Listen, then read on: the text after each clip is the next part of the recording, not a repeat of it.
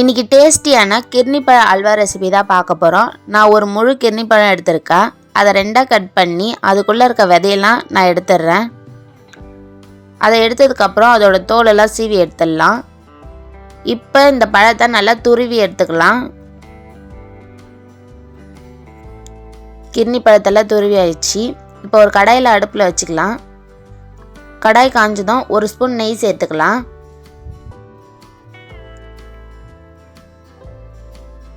நெய் உருகி வந்ததும் நம்ம தேவையான அளவு முந்திரி பருப்பு சேர்த்துக்கலாம். முந்திரி பருப்பு வறுபட்டதும் அதை தனியாக எடுத்து வச்சுக்கலாம். இப்போ அதே நெய்யில் நம்ம துருவி வச்சுருந்த கிர்னி பழத்தை மட்டும் சேர்த்துக்கலாம். அந்த ஜூஸ் எல்லாம் அப்படியே வச்சிடலாம். கிர்னி பழத்தை மட்டும் சேர்த்துட்டு 2 நிமிஷம் நெய்யோடு சேர்த்து நல்லா வதக்கிக்கலாம். இப்போ நம்ம அந்த ஜூஸ் எல்லாம் சேர்த்து கலந்து விட்டுக்கலாம்.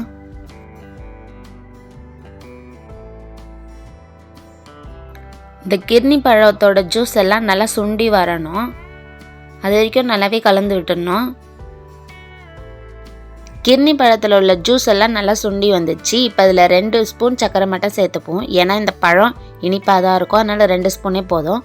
எக்ஸஸாக இனிப்பு வேணும்னு நினைக்கிறவங்க இன்னும் கூட சர்க்கரை சேர்த்துக்கலாம். இந்த சர்க்கரையிலேருந்து வர தண்ணியெல்லாம் சுண்டி வரணும். இப்போ கடைசியாக நம்ம வறுத்து வச்சுருந்த முந்திரியை சேர்த்துக்கலாம். கிர்னி பழ அல்வா ரெடி ஆகிடுச்சு.